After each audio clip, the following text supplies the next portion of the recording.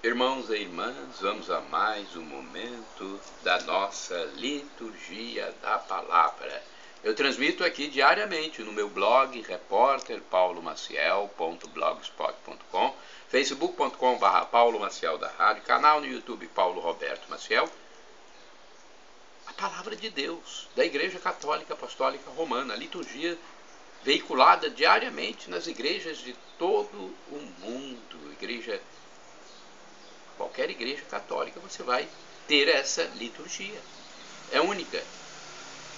Liturgia de 26 de novembro de 2022, sábado, 34ª semana do tempo comum. A cor dos paramentos litúrgicos é verde. No rito da celebração temos o ofício do dia. Antífona da entrada. O Senhor fala de paz a seu povo e a seus amigos e a todos que se voltam para ele. Salmo 84, versículo 9. Oração do dia. Levantai, ó Deus, o ânimo dos vossos filhos e filhas, para que, aproveitando melhor as vossas graças, obtenham de vossa paternal bondade mais poderosos auxílios.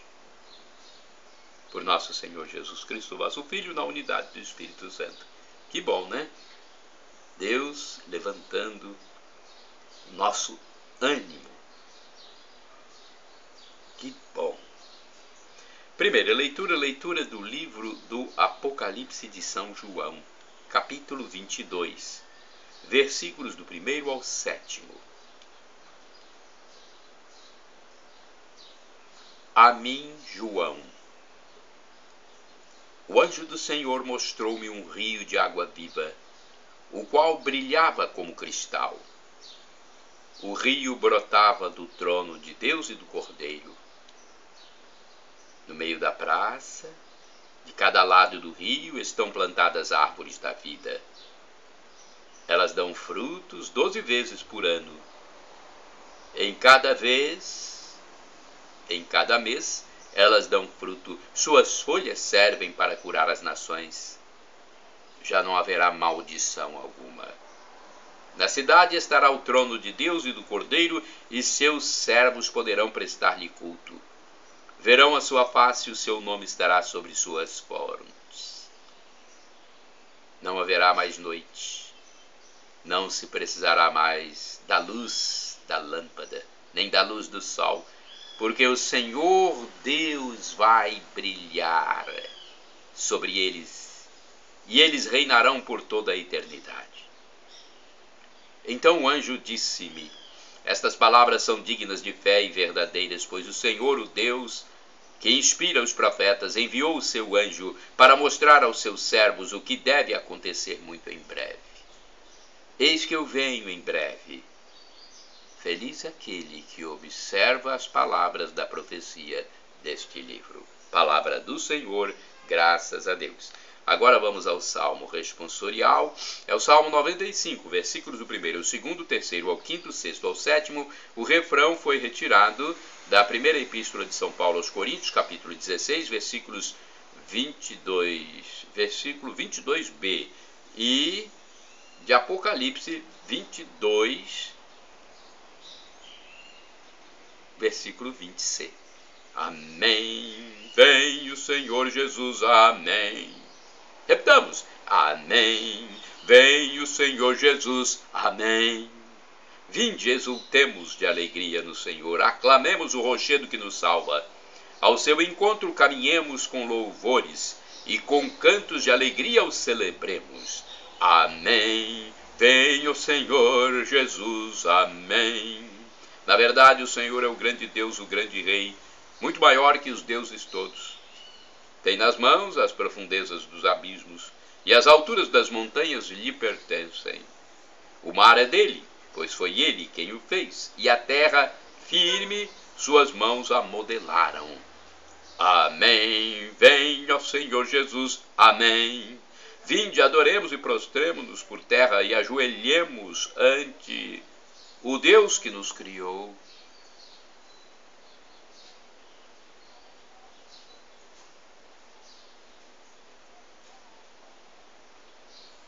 Porque ele é o nosso Deus, nosso pastor, e nós somos o seu povo e o seu rebanho, as ovelhas que conduz com sua mão. Amém. Vem, ó Senhor Jesus. Amém. Aclamação agora ao Santo Evangelho, com um pequeno trecho de Lucas 21, versículo 26. Aleluia, aleluia, aleluia, aleluia. Vigiai e orai para ficardes de pé ante o Filho do Homem. Vigiai e orai para ficardes de pé ante o Filho do Homem. Vigiai e orai para ficardes de pé ante o Filho do Homem. Aleluia, aleluia. Evangelho de Jesus Cristo segundo São Lucas, capítulo 21, versículos do 34 ao 36. O Senhor esteja convosco, Ele está no meio de nós. Proclamação do Evangelho de Jesus Cristo segundo São Lucas. Glória a vós, Senhor. Pelo sinal da Santa Cruz, livra-nos Deus, nosso Senhor, dos nossos inimigos. Naquele tempo disse Jesus aos seus discípulos: tomai cuidado, para que vossos corações não fiquem insensíveis por causa da gula, da embriaguez e das preocupações da vida, e esse dia não caia de repente sobre vós, pois esse dia cairá como uma armadilha sobre todos os habitantes de toda a terra. Portanto, ficai atentos e orai a todo momento, a fim de terdes forças para escapar a tudo o que deve acontecer e para ficardes de pé diante do Filho do Homem. Palavra da salvação, glória a vós, Senhor.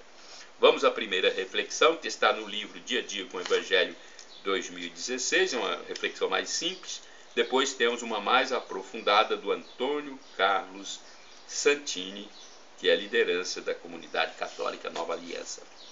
A comunidade deve sempre tomar cuidado para não relaxar ou dar mau exemplo, assumindo os vícios da sociedade injusta, embriaguez, preocupações com a vida. A vida desregrada e o envolvimento com os bens materiais abafam a mensagem de Jesus e não nos permitem instaurar o reino de Deus. O reino e a vinda do Filho do Homem estão presentes em cada acontecimento da história da salvação. O julgamento está sempre se realizando na história. A cada momento, a injustiça vai sendo desmascarada e os injustos são pegos de surpresa. A comunidade deve, portanto, estar sempre de prontidão, praticando a justiça. Sua força virá da vigilância e da oração. Nosso modelo é Jesus de Nazaré, o vigilante por excelência, sempre pronto a fazer a vontade do Pai. Agora a reflexão de Antônio Carlos Santini, as preocupações da vida, Lucas 21, versículos de 34 a 36. É a liturgia comentada dele. E-mail santini@novaalianca.com.br. Nossa vida pode ficar pesada.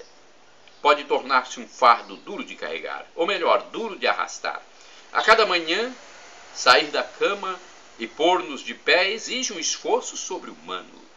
De onde nos virá esse peso insuportável? No Evangelho, Jesus nos adverte para 3 tipos de fardos que tornam pesada a nossa existência: a embriaguez, e há várias formas de embriaguez, as orgias e as preocupações da vida. No Sermão da Montanha, ele recorreu à imagem bucólica dos lírios dos campos, vestidos de ouro e sem nenhum esforço, e apontou para aves do céu bem alimentadas, sem plantar nem colher. Deus não quer ninguém sufocado por preocupações. Muito já se escreveu sobre a personalidade do preocupado.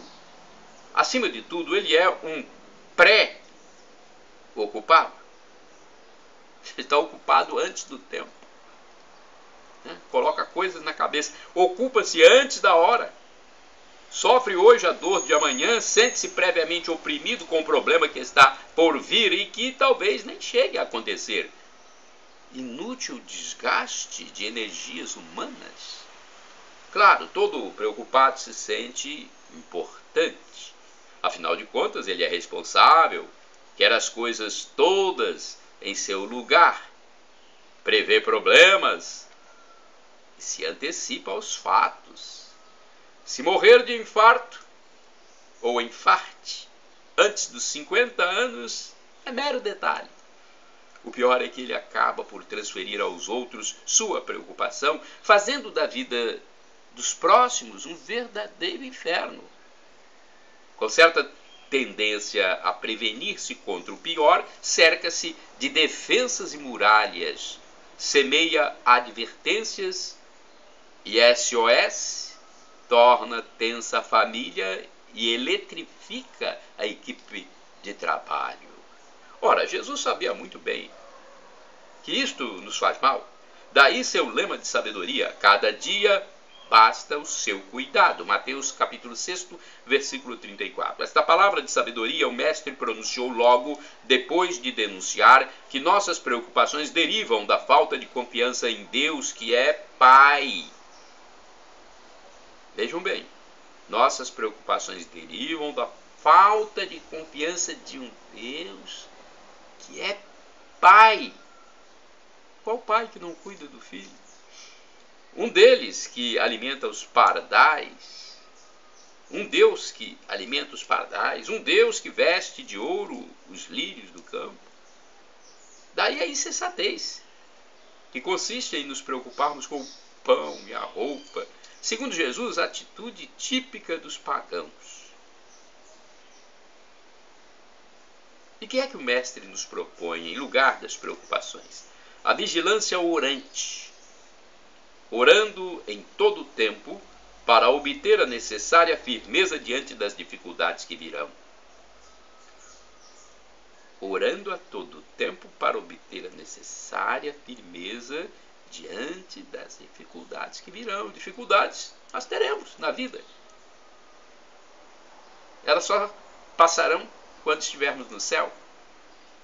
A vida de oração aumenta em nós a confiança e nos dispõe a uma atitude de permanente abandono nas mãos do Pai, nas mãos de Deus, Deus Pai, que cuida de nós com carinho, com amor. Sim, todos temos nossas responsabilidades e tarefas inadiáveis, mas só as de hoje, não as de amanhã. Afinal, o dia de amanhã se preocupará consigo mesmo. Mateus capítulo 6, versículo 34. Irmãos e irmãs, orai sem cessar. Minhas horas estão nas tuas mãos, Senhor. Salmo 31, versículo 16. Vamos agora ao santo do dia. Eu pesquisei no site da TV Rede Século 21. TV Rede Século 21, endereço eletrônico é rs21.com.br. Santo do dia 26 de novembro.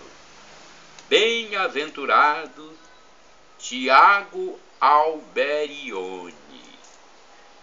Na noite da passagem do século 31 de dezembro de 1900 para 1º de janeiro de 1901, o jovem seminarista permanece 4 horas em oração na Catedral de Alba, na Itália. Uma luz vem do tabernáculo e o envolve. Fazer alguma coisa por Deus e pelas pessoas do novo século com as quais conviveria. Sente fortemente o convite e o apelo de Deus. O mundo passava por profundas mudanças sociais, tecnológicas. Era necessário utilizar as novas descobertas, as novas forças do progresso para fazer o bem, para evangelizar. O jovem seminarista, com apenas 16 anos, era Tiago Alberione, futuro fundador da família paulina, que nunca deixou que essa chama luminosa se apagasse em sua vida. Alberione nasceu em 4 de abril de 1884, em São Lourenço de Fossano, no norte da Itália, de uma família de camponeses simples e laboriosos. 24 horas após o nascimento, foi batizado e recebeu o nome de Tiago. Buscando melhores terras para a lavoura, a família Alberione mudou-se para a cidade de Cherasco, onde Tiago passou sua infância e adolescência. Foi lá que se manifestou a vocação para o sacerdócio. Quero ser padre. Foi a resposta que deu a professora Rosina Cardona, que perguntava aos seus 80 alunos o que queriam ser quando crescessem. Alberione respondeu logo: quero ser padre. A resposta, que poderia parecer impensada, veio de um menino de bom coração e piedoso. Com o passar do tempo, a vocação fortificou-se e ele foi encaminhado para o seminário, onde não perdia tempo e procurava aprender de todos e de tudo. Inquietavam Alberione as transformações que aconteciam na sociedade e os apelos do Papa Leão XIII para que todos se voltassem para Jesus Cristo, caminho, verdade e vida, salvação da humanidade. Foi ordenado sacerdote no dia 29 de junho de 1907, com 23 anos de idade.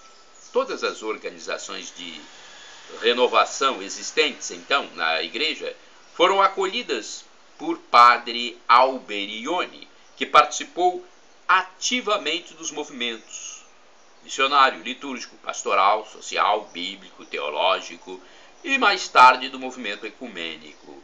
Em todos os movimentos, Alberione, profeta, vislumbrava espaços carentes de evangelização e atualização. Impulsionado pelo Espírito Santo, tornou realidade sua intuição carismática com a fundação de várias congregações e institutos para juntos anunciar Jesus Cristo, caminho, verdade e vida, com os meios de comunicação social. Padres e irmãos paulinos, em 1914. Irmãs paulinas, em 1915. Discípulas do Divino Mestre, em 1924. Irmãs pastorinhas, em 1938. Irmãs apostolinas, em 1957. Fundou também os Institutos Seculares de Nossa Senhora da Anunciação e São Gabriel Arcanjo, em 1958.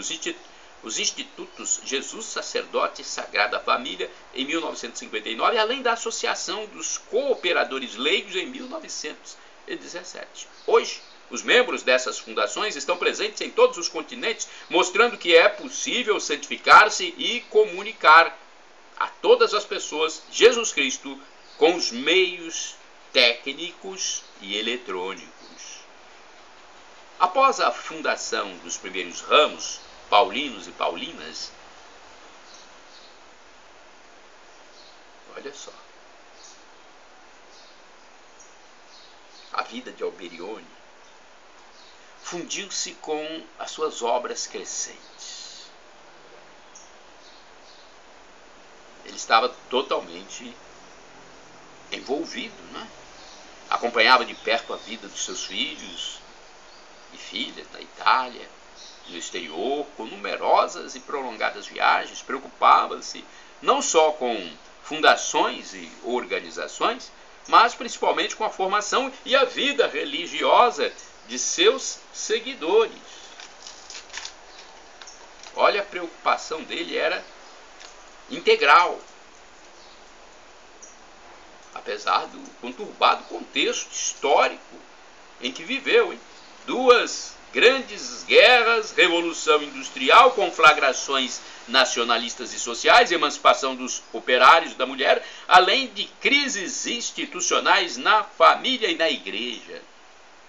Padre Tiago Alberione jamais esmoreceu, continuou firme na sua fé, acreditando que a obra que realizava era querida e abençoada por Deus. Com humildade e coragem, o fundador da família paulina, o profeta e o apóstolo de uma evangelização moderna, chegou ao fim dos seus dias em 26 de novembro de 1971, aos 87 anos. O reconhecimento da santidade de Alberione já acontecera antes da declaração oficial da Igreja, especialmente com algumas declarações de dois papas, seus amigos, o bem-aventurado João XXIII e Paulo VI. Padre Alberione veio ao meu encontro, dizia o Papa Bom, João 23. Parecia-me ver a humildade personificada. Ele sim é um grande homem, diz Paulo VI, na audiência concedida aos paulinos em 27 de novembro de 1974. Ele recordava. Vamos ver aqui. Lembro-me do encontro edificante com o padre Alberione, ajoelhado em profunda humildade. Este é um homem, direi, que está entre as maravilhas do nosso século. O processo de beatificação percorreu um longo caminho. Após a morte de Alberione, foram apresentados à Igreja documentos sobre sua vida, sua missão apostólica e suas fundações, assim como documentos sobre sua santidade.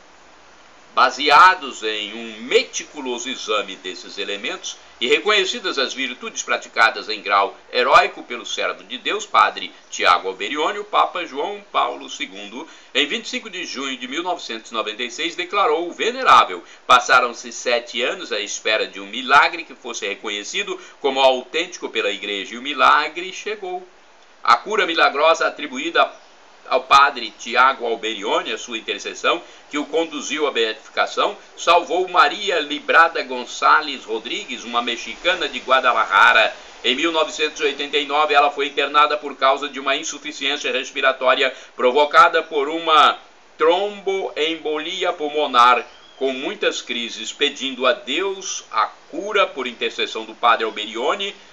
12 dias depois teve alta. A cura foi reconhecida pela Congregação das Causas dos Santos após a declaração da comissão médica, que considerava a recuperação de Maria rápida, completa, duradoura e não explicável à luz da ciência.